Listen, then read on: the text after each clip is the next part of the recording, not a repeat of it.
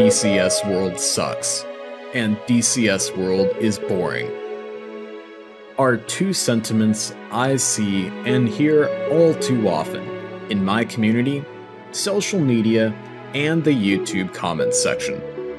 And, well guys, you're not necessarily wrong about that. But both fortunately and unfortunately, DCS World is a giant sandbox, and you really get out of it what you put into it. So guys, I'm Spud, as always, and today we're going to delve deep into how you can alleviate this feeling that DCS sucks and it's so boring, especially with all the naysayers and controversy out there who love to drag us all down.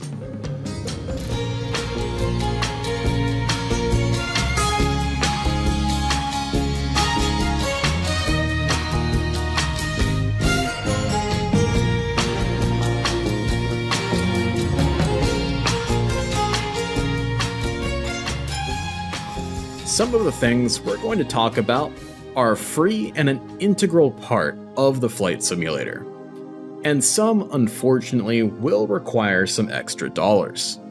And so I apologize in advance for advocating for anyone to have to spend any more money on this hobby, because as we all know, it can be rather expensive to get into. So we'll first start off here with two completely and totally free ways to get the absolute most out of the DCS World sandbox. And in my opinion, these are two things that will truly bring you the most enjoyment from our favorite flight simulator. The first and most important thing that I can possibly recommend for you to really enjoy the heck out of DCS World is to start in multiplayer as soon as you possibly can, or as soon as you feel comfortable. In my humble opinion, multiplayer is really where the value of DCS World lies, at least until the dynamic campaign finally comes to us. And that's true even if Eagle Dynamics says that it's not really their main customer base. For a lot of folks, that means hopping onto a persistent DCS server like Growling Sidewinder, or formerly the Enigma Cold War servers, which can be fun to a point, but quickly leads to boredom and frustration, as these types of servers do not live up to the strengths of DCS World, and are completely and totally unrealistic, as they drop you into a map with no tasking, no intelligence, no plan, and zero teamwork, and fall far short of the strengths of matchmaking games like War Thunder. Instead, I highly recommend joining a virtual squadron, such as my Spud's Buds Discord server, and many such groups like it, that cover the whole spectrum, from the most casual of groups to the hardest core milsim. In these groups, mission files and scenarios are custom created by talented mission makers who supply painstakingly detailed and thought out plans, briefing materials, and provide training and practice for the ordeal ahead. In these groups, it's all about the flying skills and teamwork, and the pew-pew stuff is in a far third place, which is where DCS World really shines.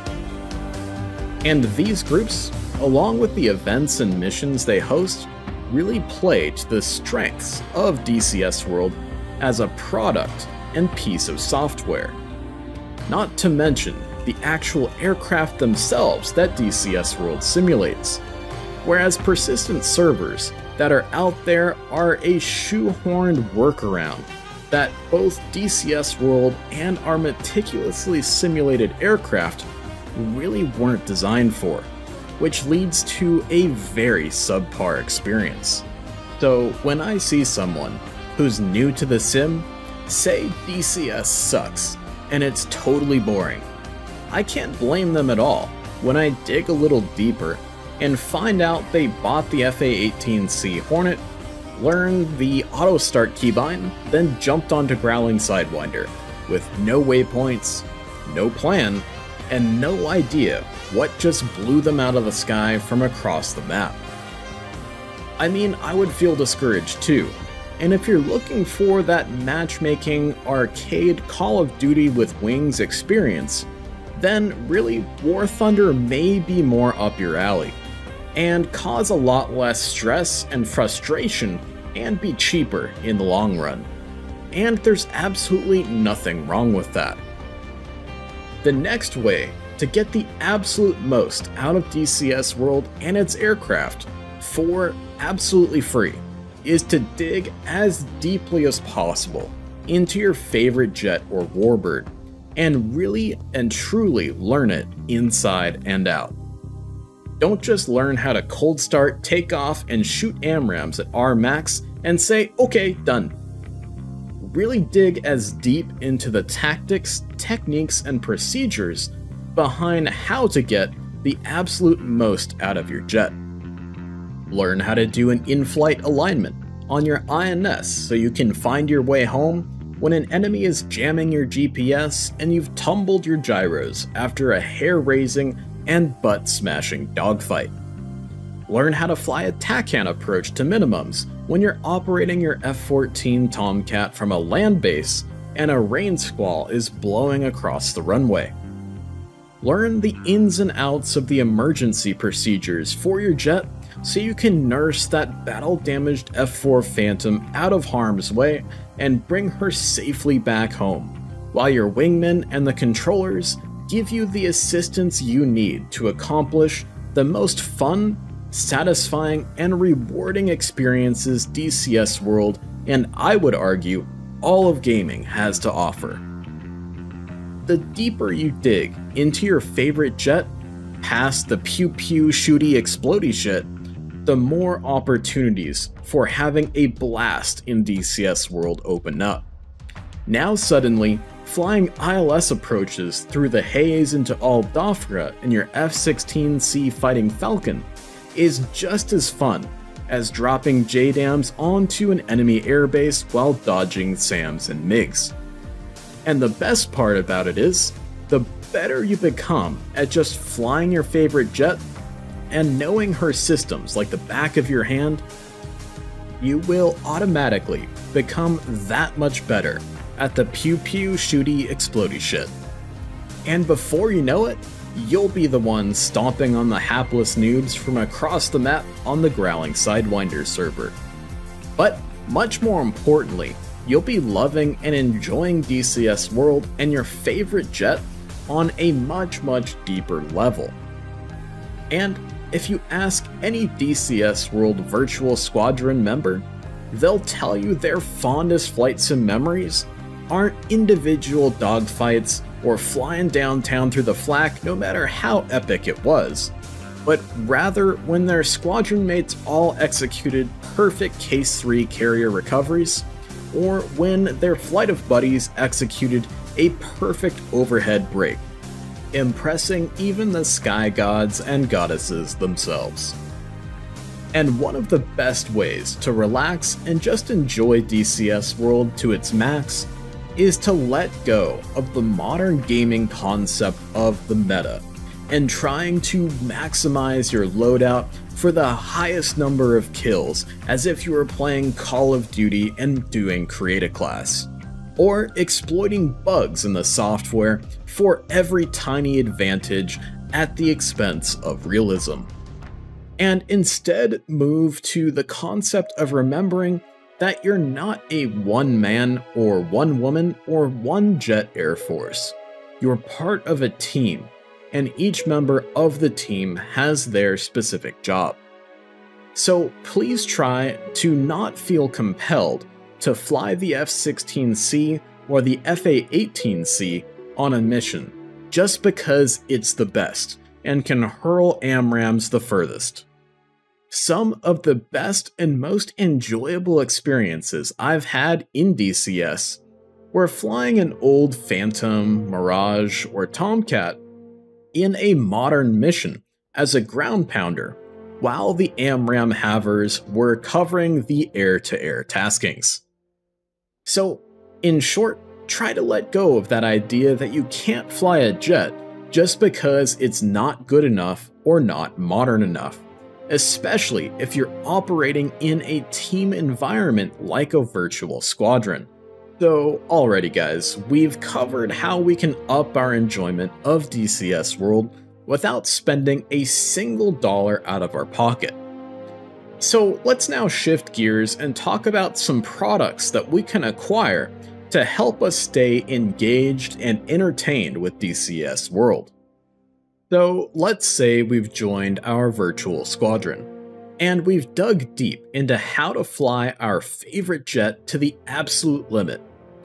Or maybe for whatever reason DCS World multiplayer just isn't in the cards for you, but we've still dug as deep as possible into the TTPs for your favorite jet, and unfortunately those rose-tinted glasses are starting to fade.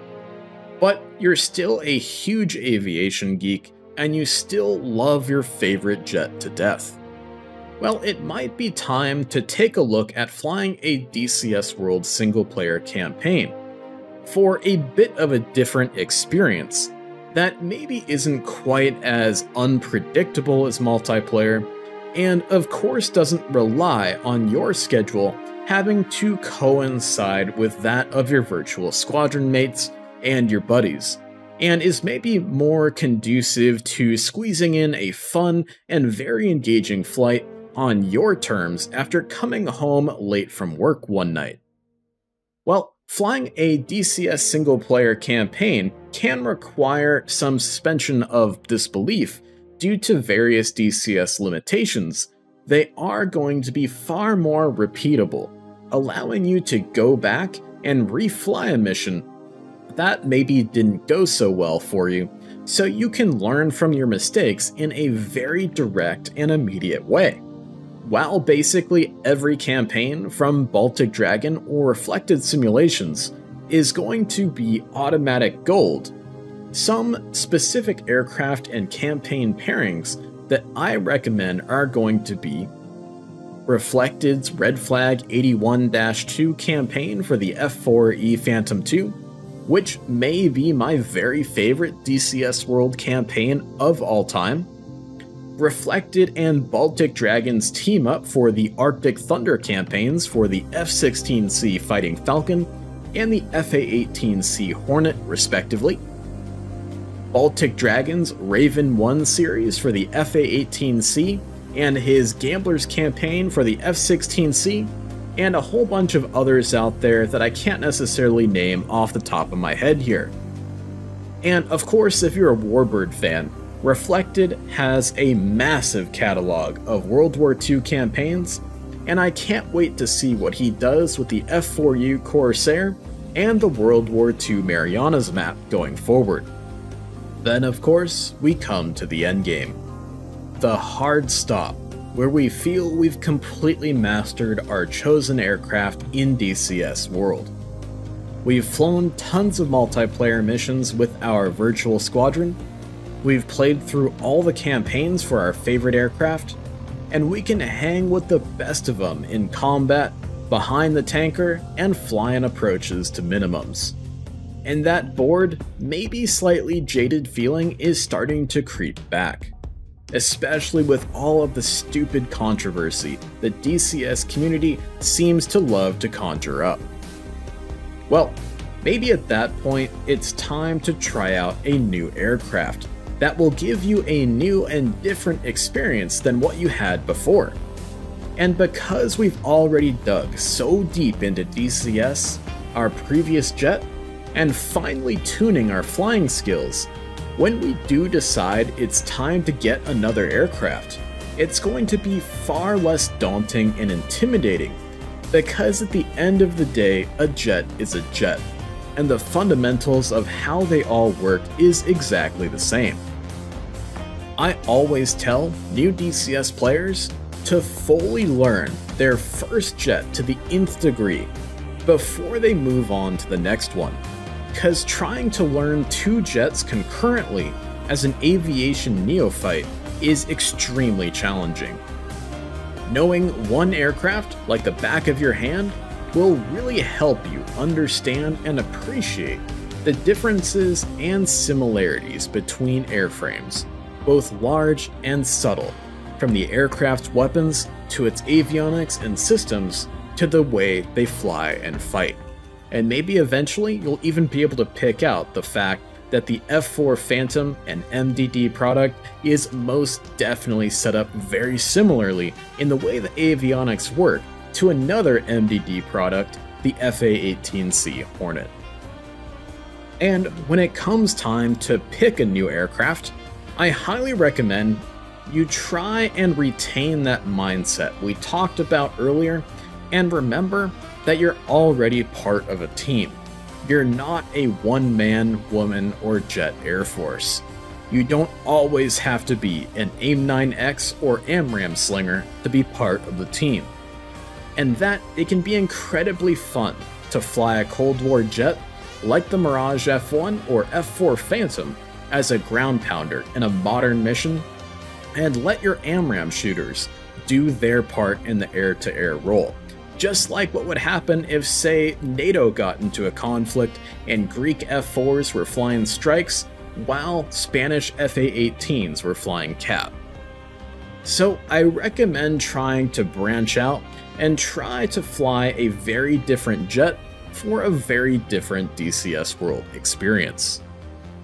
2 jets that will give you a very different experience and that I believe are chronically underloved and underappreciated and underrepresented in the DCS World community, that are both fantastic jets and even better products with great developers behind them, are the Dassault Mirage F1 from Airgeese Engineering and the Chengdu JF-17 Thunder from Deca Ironworks. These 2 jets are clearly labors of love from their developers and have received some of the best support from any DCS World developer over their lifespan, despite the developers themselves being teeny tiny entities. Not to mention, both of these jets fill a critical niche for both the red side and the blue side. The Mirage F1, of course, being the classic and iconic Generation 3.5 Western equivalent to the Soviet MiG-23, or seen by some as the French equivalent of what the Northrop F-20 Tiger Shark could have been: small, fast, and capable. If you asked any child out there to draw a fighter jet for you, invariably, they'll give you a Mirage F1. And in my humble opinion, like every other aircraft built by Dassault Aviation, the F1 is one of the prettiest aircraft ever built. And the DCS World Mirage F1 certainly doesn't buck that trend, and is probably the best bang for the buck of any DCS World product by far, with not just 1, but 4 separate models of the aircraft coming with one purchase. The bare-bones basic Mirage F1 CE, a daylight interceptor, and one of the first production variants of the F1, first delivered as early as 1975. The Mirage F1 EE, the multi-role, all-weather fighter, with the addition of an air-to-air refueling probe, upgraded raw equipment, and an inertial navigation system, or INS. The Mirage F1 BE, the family model, with 2 seats, perfect for training players new to DCS World or flying as a FAC-A. And yes, I am still very bitter about the fact that the Razbam situation robbed us of the best training aircraft DCS World had to offer. And the still forthcoming Mirage F1M, a highly modernized variant with a new HUD featuring CCIP capability, INS, and a semi-glass cockpit upgrade. The Mirage F1 has access to a wide range of NATO standard weapons and can accelerate like a bat out of hell even if she can't turn very well, and sips gas like a Prius, allowing your squadron's humble Mirage pilots to outrange most modern jets in DCS and certainly the other Cold War ones. The DCS Mirage F1 is chronically underloved by DCS World players, and the jet itself is incredibly fun and easy to fly and land for a Cold War era jet, and the module is probably the best product for DCS World to date from the consumer perspective. So, now, have you ever wondered what would happen if a daddy MiG-21 and a mama F-16 had a baby? Well, you'd probably get the second jet that I cannot recommend enough for those of you guys looking for a fun and new experience. A Chengdu JF-17 Thunder, the most modern jet we have here in DCS World, which always surprises folks. Nicknamed in some circles Uncle Grumman's Crazy Night Out, the jet started life as a joint US-Chinese development project, which of course had the kibosh put on it after the 1989 Tiananmen Square massacre. And yes, I know Chi-Coms in the comments section, there was no evidence of any such massacre. But there was no evidence because you squished all the bodies to pulp beneath the treads of tanks and APCs so you could then wash them down the sewer drains. So much for Deng Xiaoping's reforms, eh? So after that nastiness, the Chinese needed a new partner for the jet and turned to Pakistan, who were looking to replace their ancient Shenyang J6 farmers, and completed the development work for the jet with Pakistani Aeronautical Complex, or PAC, with the jet taking more than 20 years to develop thanks to all of the political and geopolitical intrigue behind her design process. The Thunder really is the most modern jet we have in DCS World, and while being of Eastern origin, it can do everything a Western multi-role fighter jet can and slot right into Western air-powered doctrine without breaking a sweat, unlike its other Eastern contemporaries such as the Su-30 flanker. This is thanks to its AESA radar, robust Link 16 compatible data link system, and slew of modern GPS and laser-guided weaponry. And for those of you guys who just love slinging AMRAAMs across the map, she comes complete with her own AMRAAMski, the SD-10, which behaves kinematically like the DCS AIM-120C with the seeker head capabilities of the AIM-120B.